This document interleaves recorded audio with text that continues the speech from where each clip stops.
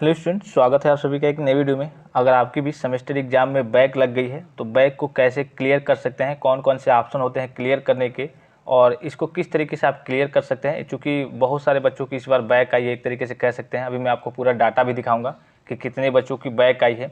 तो बैक को क्लियर करने का कौन कौन सा ऑप्शन होता है, कौन कौन सा तरीका होता है, किन किन तरीके से हम बैक को क्लियर कर सकते हैं। और बैक क्या आपको भी मालूम होगा, बहुत सारे छात्र ये भी पूछते हैं कि अब जो बैक लगता है वो आपकी मार्कशीट पे शो होता है या फिर नहीं। सारी चीज़ों के बारे में डिटेल में चर्चा करेंगे, तो वीडियो को थोड़ा सा ध्यान से देखेंगे। अगर आपकी भी बैक लग गई है तो कि कौन कौन से ऑप्शन होते हैं, किन किन तरीके से आप बैक को हटवा सकते हैं।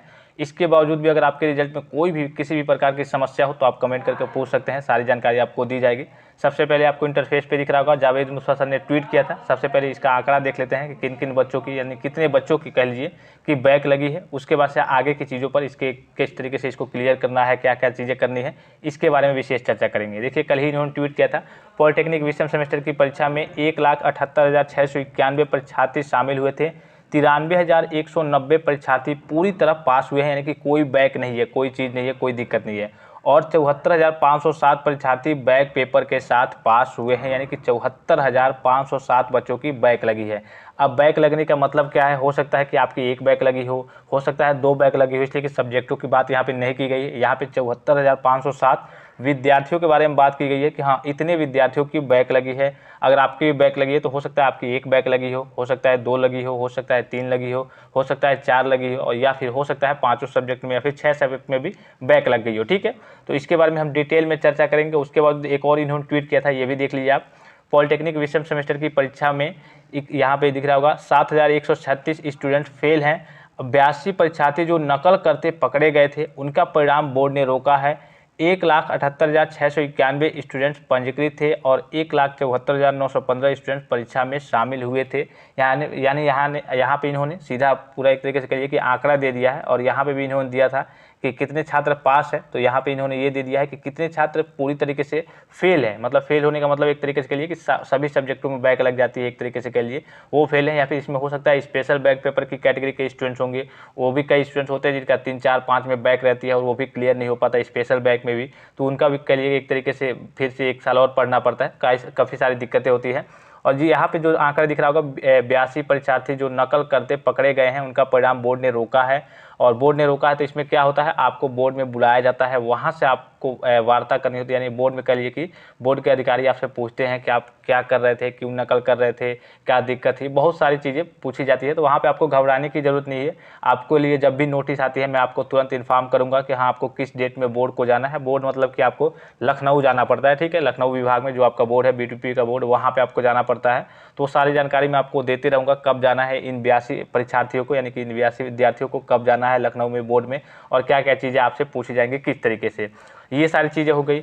अब बात कर लेते हैं कि जो आपकी एक तरीके से कह लीजिए कि बैक लगती है, इसके क्लियर करने के कौन कौन से ऑप्शन होते हैं। तो सबसे पहला जो ऑप्शन आपके पास आता है, जो आपके पास 2-3 दिन में उभर के चला भी आएगा, एक तरीके से कह लीजिए उसका फॉर्म भरना स्टार्ट भी हो जाएगा, वो आपका होता है स्क्रूटनी और री-इवैल्यूएशन, यानी कि रीचेक, जिसे आप शॉर्ट फॉर्म में कह सकते हैं। रीचेक का फॉर्म भर के, अब रीचेक का फॉर्म कब भरा जाता है और रीचेक और स्क्रूटनी में क्या अंतर होता है, ये भी मैंने आपको ऑलरेडी पहले कई वीडियो में बता रखा है, लेकिन फिर भी थोड़ी सी जानकारी आपको देता हूँ। आपका एक तरीके से कह सकते हैं, आपका स्क्रूटनी होता है जो ऑफिशियल तौर पे आपके फॉर्म में आएगा, स्क्रूटनी और री-इवैल्यूएशन करके। स्क्रूटनी मतलब होता है कि आपका मान लीजिए कि कॉपी जांच हुआ है, तो स्क्रूटनी का अगर आप फॉर्म भरेंगे तो आपका जितने भी नंबर एग्जामिनर पहले दिया रहेगा, बस ऊपर ऊपर देख लिया जाएगा कि हाँ, इसका इस नंबर पे 5 नंबर था, इसमें 3 नंबर था, इसमें 4 नंबर था, तो पूरा उसका सही से ऐड किया गया है या फिर नहीं। और फर्स्ट पेज का डाटा देख लिया जाएगा, जितने भी मार्क्स मिले हैं इसको सही से ऐड किए गए हैं कि नहीं। आपकी कॉपी दोबारा से नहीं जाँच होती है, इसमें केवल आपके जो अंक दिए गए रहते हैं पहले से ही, उसी को बस आपका ऐड करके सही से देख लिया जाता है कि सही से पूरा जोड़ा गया है कि नहीं।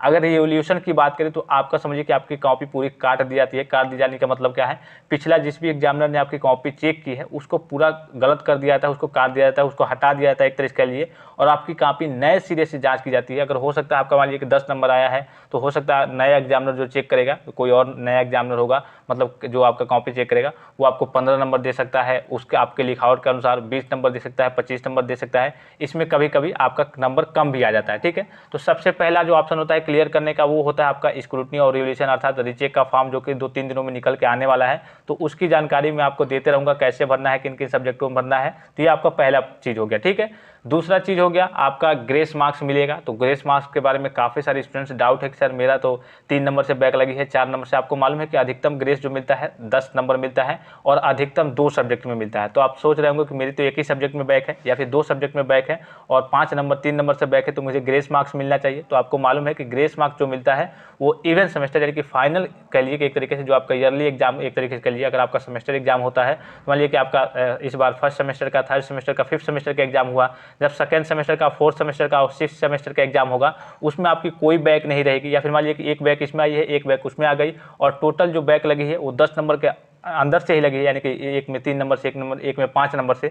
तो उस केस में आपको ग्रेस मार्क्स दे करके आपको पास कर दिया जाएगा। तो इस केस में आपका ग्रेस मार्क्स तो शो होगा आपकी मार्कशीट पे अगर आप फाइनल ईयर में है तो, लेकिन आपका कह लीजिए कि आपको बैक वगैरह नहीं देना पड़ेगा, बैक पेपर का फॉर्म भी नहीं भरना पड़ेगा। अर्थात कह लीजिए कि आपको बैक पेपर का आपको बैक पेपर की मतलब बैक पेपर की परीक्षा नहीं देनी पड़ेगी, आपका एक तरीके से क्लियर माना जाएगा अगर आपको ग्रेस मिल जाता है तो। एक और चीज़, अगर आप फाइनल ईयर के स्टूडेंट्स हैं तो फाइनल ईयर मान लीजिए कि आपके फिफ्थ सेमेस्टर में बैक है तो सिक्स सेमेस्टर में आप पेपर दे रहे हैं, तो आप सिक्स सेमेस्टर में पेपर देंगे तो फिफ्थ सेमेस्टर में जो बैक है उसका भी पेपर देंगे। तो उसका जितना भी आप फिफ्थ सेमेस्टर में और सिक्स सेमेस्टर में यानी कि फाइनल ईयर में पेपर में फाइनल ईयर का एग्जाम देते हैं, जितने भी सब्जेक्ट का देते हैं उतनी पूरी डाटा, पूरी आपकी सब्जेक्ट की डाटा आपकी मार्कशीट पे शो होती है। तो आप कोशिश करेंगे कि फाइनल ईयर में आपकी कम से कम बैक ना लगे। और खास करके चलिए फिफ्थ में लग भी गई होगी, कोई दिक्कत नहीं, इस बार लग भी गई हो तो सिक्स में कोशिश करेंगे कि आपके बैक ना लगे। अगर सिक्स में लगती है तो आपकी आगे जो एग्जाम होगी एक तरीके से कह लीजिए कि आपकी स्पेशल बैक हो जाएगी और आपकी 2 मार्कशीट तैयार होकर आएगी। तो काफ़ी दिक्कत होती है इसमें, 2 मार्कशीट बन जाती है तो एक तरीके से कह लीजिए काफ़ी दिक्कत होती है। और फाइनल ईयर में जितनी चीज़ें होती है, मतलब कि फाइनल ईयर में अगर आपकी बैक लग गई, ग्रेस मिल गया, वो सारे आपके मार्कशीट पे शो होते हैं। तो फाइनल ईयर में तो कम से कम आप कोशिश करेंगे बैक ना लगे।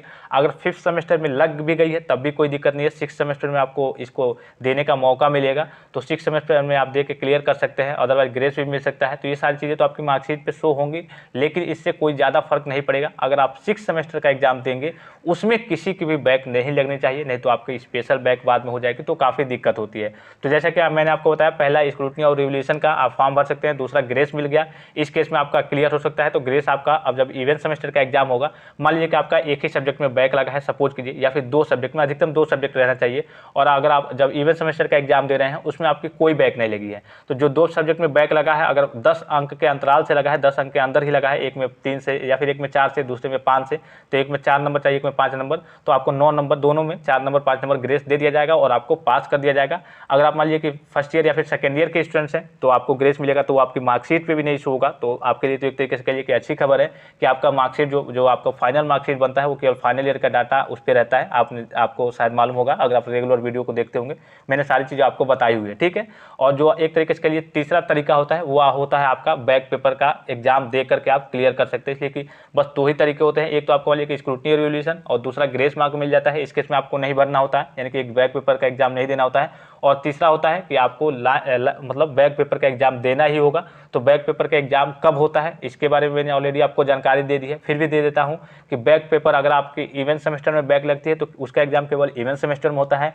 लेकिन अगर आपकी ऑड सेमेस्टर किसी भी ऑड सेमेस्टर में लगती है, अर्थात अगर आप फर्स्ट सेमेस्टर में हैं, थर्ड सेमेस्टर में हैं, फिफ्थ सेमेस्टर में है या फिर स्पेशल बैक की कैटेगरी में है, तो अगर स्पेशल बैक भी है तब भी आपको लगातार एग्जाम देने का मौका मिलता है। जब भी सेमेस्टर आता है उसी सेमेस्टर में आपको एग्जाम देने का मौका मिलता है।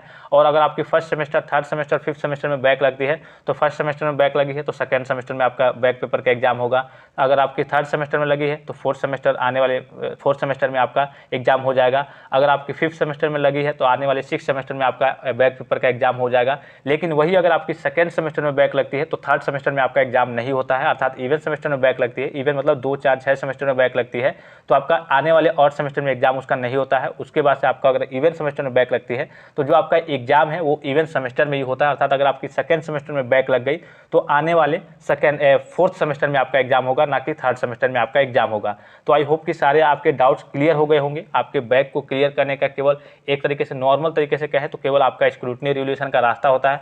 अगर इसमें भी क्लियर नहीं हो पाया तो जो दूसरी चीज़ है, अगर आप 10 नंबर से आपके अंतराल में कम से बैक लगी है, यानी कि आपका अगर चाहिए 10 नंबर तक चाहिए, हो सकता है आपका 2 ही सब्जेक्ट में बैक लगा हो। अगर 3 सब्जेक्ट में बैक लगा हो तो आपको जाहिर सी बात है आपको ग्रेस वगैरह नहीं दिया जाएगा, इसलिए कि इसमें ये देखा जाता है कि कम से कम आपकी 2 सब्जेक्ट में बैक रहनी चाहिए और 10 अंक के नीचे से बैक रहने चाहिए। तो उस केस में आपको, जिसमें 4 नंबर 5 नंबर देना होता है 2 सब्जेक्टों में, दे करके ग्रेस दे करके आपको पास कर दिया जाता है। और आपका अगर फर्स्ट ईयर या फिर सेकेंड ईयर के स्टूडेंट्स हैं तब तो कोई दिक्कत नहीं होती है ज़्यादा, अर्थात फर्स्ट सेमेस्टर और थर्ड सेमेस्टर के स्टूडेंट्स हैं तब आपकी मार्कशीट पे तो शो नहीं होता है, इसलिए जो आपको मार्कशीट मिलती है वो फाइनल ईयर की मार्कशीट मिलती है। जो आपको फाइनल मार्कशीट मिलती है वो फाइनल ईयर की मार्कशीट मिलती है और फाइनल ईयर के डाटा वहाँ पे शो होता है, केवल फाइनल ईयर का डाटा शो होता है। तो अगर आप फाइनल ईयर के स्टूडेंट्स हैं तो अगर चलिए इस बार आपकी बैक लग भी गई है तो आप स्क्रूटनी रीचेक का फॉर्म भर दीजिए। और स्क्रूटनी रीचेक में भी कंडीशन होता है, जैसे मैंने आपको शुरू में बताया क्या आपको भरना चाहिए, स्क्रूटनी का फॉर्म भरना चाहिए या फिर रिवोल्यूशन का भरना चाहिए। और इसका जैसे ही फॉर्म निकलता है मैं आप सभी छात्रों को इन्फॉर्म कर दूंगा। अगर आपके अंदर कॉन्फिडेंस होगा